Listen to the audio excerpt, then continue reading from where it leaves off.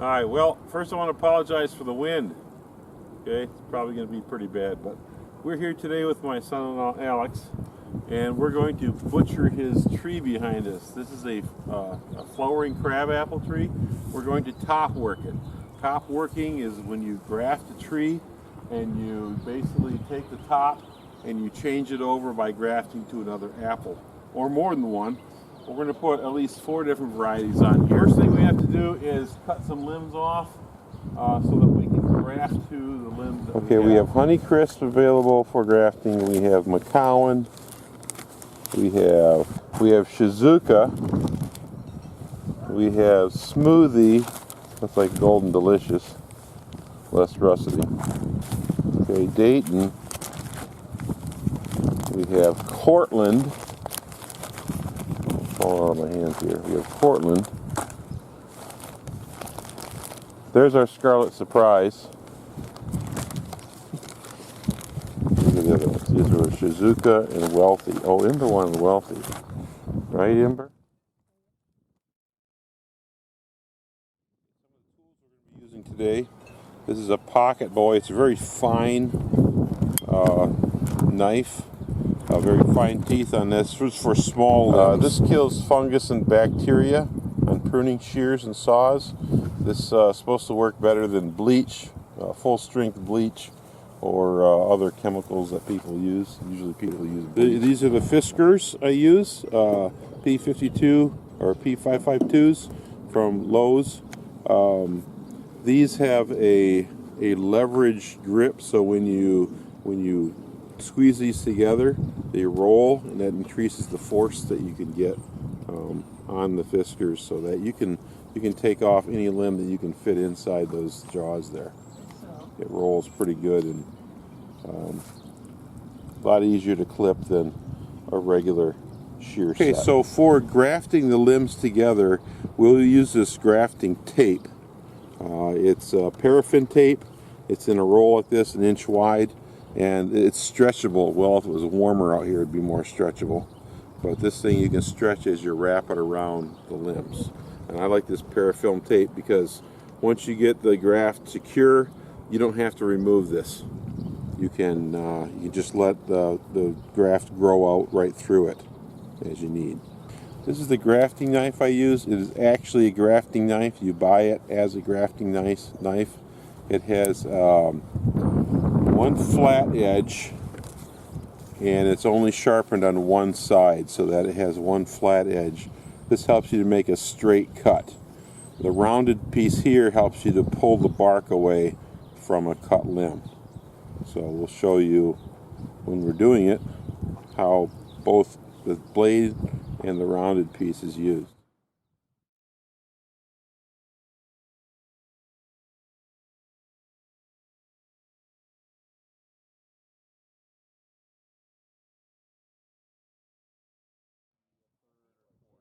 And then you go on top and you cut all the way through.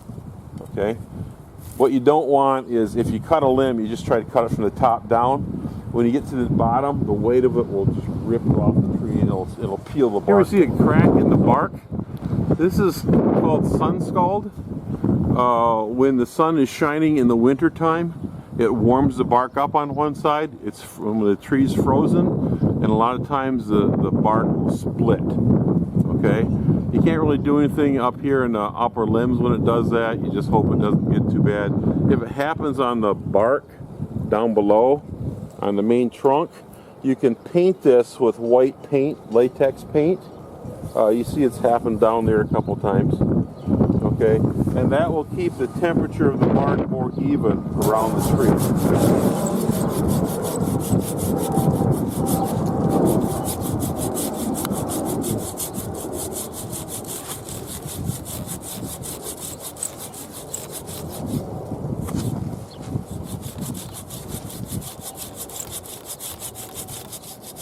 Take long swipes if you can.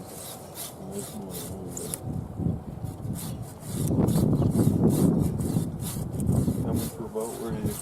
Almost there. No, we may change this later. Right now I'm leaving this in case we want to graft onto that.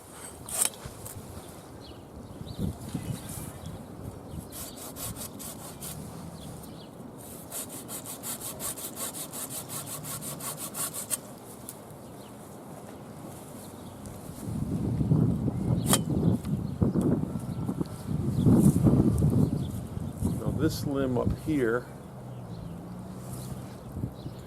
we don't need it that long. You know what? Some of these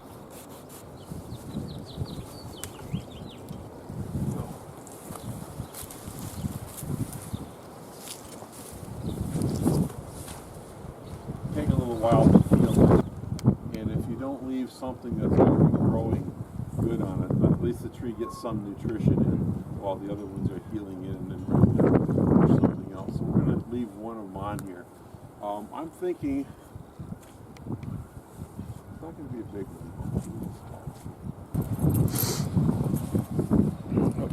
So it might split. But this is going to be I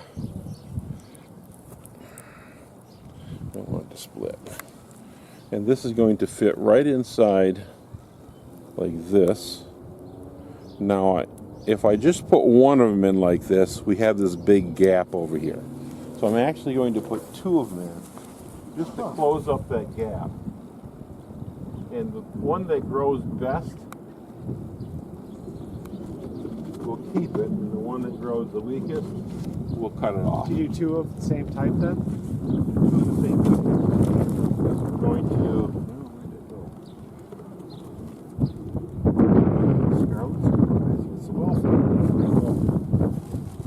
Pocket, of course. I've done this before with just one, and it was like it didn't heal as fast.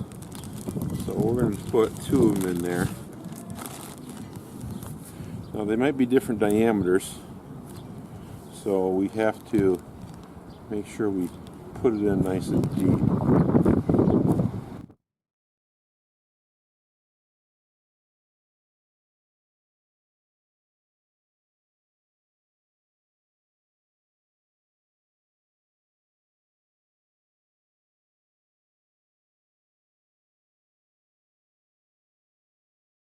If the wedge isn't quite straight, if it's a little bit V-shaped wedge on the sides, then you put the thicker side on the outside. Push it way in nice and deep so that the cambium is locked, is touching. So you want on the outside surface there. You know, as I push that one, it's loose. There we go. I'm going to tape it up. This is a parafilm. It's called parafilm. It's like parafilm wax, but it's in a tape form. So if I keep my fingers on it, keep it a little bit warm, I can just tape it up like this. Nice stuff. Well, people can use all sorts of stuff. They use bread sacks and they just cut it, you know, into strips. I like this because I don't have to come back to it and cut it free. The tree, the buds, even if I overwrap the bud, it'd push right through it in the hot summer. And I'm putting them side by side instead of up and down, so that if a bird lands on it, it doesn't break, which they like to do. Okay, I'm going to do one more piece down the middle. You want to keep that piece is cold. Your butane torch? Yeah. I've used all sorts of wax. You can use like the wax, the toilet seal wax, because it's kind of goopy. It works pretty good. The idea though is to just keep the wound sealed so it doesn't dry out. So you remember that the first one was wealthy. Okay. We got to put some tags on this so we don't forget. Or once they start producing. Yeah. Then we'll know. Yeah, then we'll know. Okay, I'm gonna try and do a rind graft on this one. We'll see how thick this bark really is. So I cut straight in till I hit the hardwood underneath, and then I use the flat or the end of the blade here, and I can peel it open. See that? I got to peel it open a little bit. I'm gonna do the same thing for the other side. About an inch long. just cut through. Back in. Sign on there.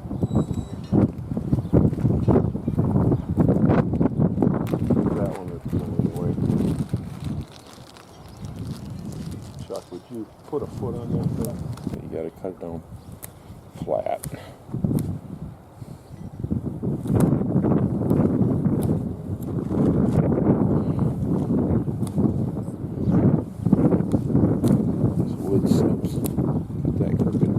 This wood's slippery. So, how long does a cyan wood have to be? Well, if you keep whittling on it, it's going to be pretty long.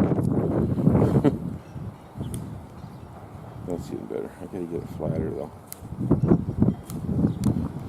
Sharpen this knife a little bit.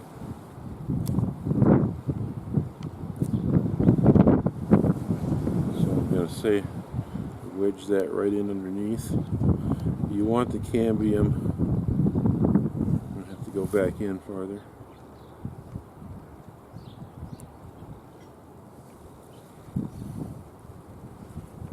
You put it in right up to the edge of the cambium in there.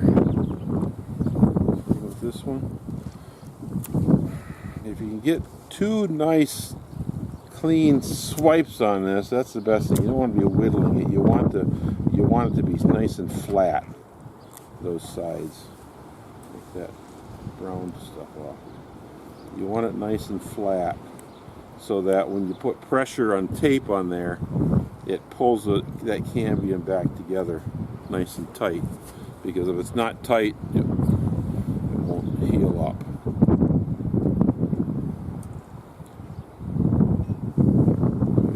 That in there, and I just peel it back a little bit, not a lot, because I can peel it back with this one and force this in.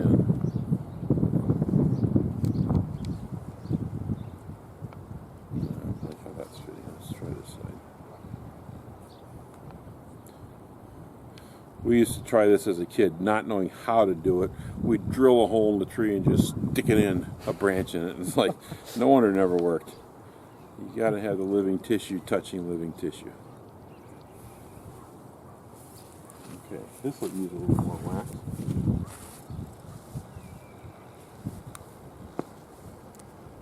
I normally get about a 90% take. Depending on how good a shape your cyans are in. These cyans are dormant. They were taken a couple months and a half ago, about when the wood was dormant, when the trees were dormant. So they just That's good. I'm trying to, yeah. Thanks for the tutorial. Yeah. Thanks for stopping by. Beautiful day. Let that blade bite in a little bit more. You're only scraping the bark. You want to cut through the wood. That deeper angle.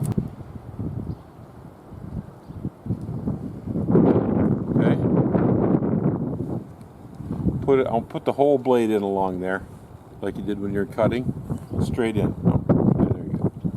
See that? You just want to like slip it in there and make sure that we get it. Okay. Push it in there and seal it off. I think you want it as light as possible. I just trust Amber's instincts. She's usually. You mind if I practice the technique here? Make sure you get it in there, and we got more if you mess it up. So we're just cutting in. Once you cut it in like that. It's like peeling a potato. Kind of, yeah. Let me get that back in there. And then you peel it. You get in there all the way to the center. You peel it back a little bit. And you loosen that rind up. You use the back of the blade then so you don't cut it. See that? How I'm lifting it? I cut it a little bit. I should have done that. Sharp knife will do that though. So you get the back of that blade in there and you can force it out a little bit. See that? And then go ahead, stick that in there. If you have bark showing on one side, you want that bark showing outward. And either flap, stick it in under either flap. You could put it under both, but then you have a crack down it. So there you go, all the way in until you cover the cambium. There you go. Yep, good. Start about an inch and a half back. There you go. Yeah, don't be afraid to force it in, otherwise you end up doing a U shape. It likes to bend when you're doing that, and it cuts in just before the end. There you go. Okay, I want a little bit longer cut now. Give me some more cambium exposed. There you go. Now flip it over. Okay, let's stick it in this one now. Okay, some B-roll.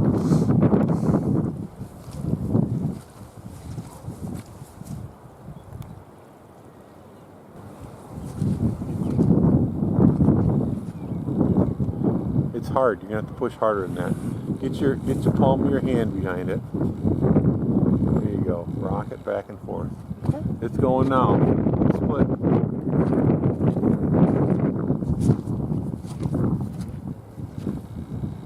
How's that? Good. You want a different apple on this one? Pretty good. Sure. Honey crisp. Yeah. All right. There you go. Make sure you save a little bark on the sides if you can. You're a champion whittler. I like the nice long slope. Okay? It's a little bit, wait, a little bit thick right here. See right there? Buzz, yeah. Because you got a little bud there, so it's a little bit tougher probably. That's how I cut the tip off. The flatter the better, but this should be good.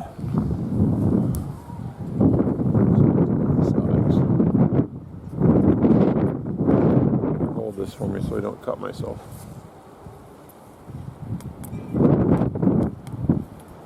Like that. Who wants to tape it? I mean, wax tape it. So you're looking for like, 200% stretch right there. All right. Because if you just pull the whole thing, you got like 5% stretch. Gotcha. You're trying to force that thing. Extra, just give it to me. Okay. And what we'll do is we'll go over the tips of the limb here. This is, you gotta be careful with doing this because you loosen up the sign.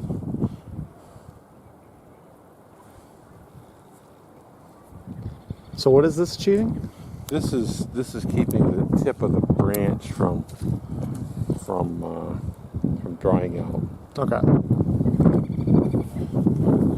Probably this should be done, or what I normally would do is I take it and I dip it in candle wax, hot candle wax, before I ever did this, because doing it this way might just blow right off. But So some of the nicks and cuts that we've made, is there anything we need to do to protect those?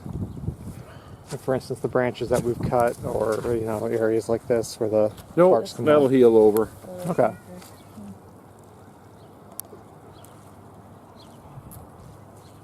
The rind grafts are the one that are you gotta be careful with because they can be pulled out real easy. I've had birds land on them though and tip it sideways a little bit. All you gotta do is dislodge it a little bit and it's done. Okay, remember what kind we have on here? These are Scarlet Surprise. Cowan, Wealthy, Scarlet Supply. Shizuka. Shizuka? Shizuka, Okay. and then this is Smoothie. That's smooth. Okay. Make a knife scale. It has to be a lot thicker to make a knife scale. To make a scale for it. What do you need a scale? Like for the handle. Or just the side. You need a limb as wide as the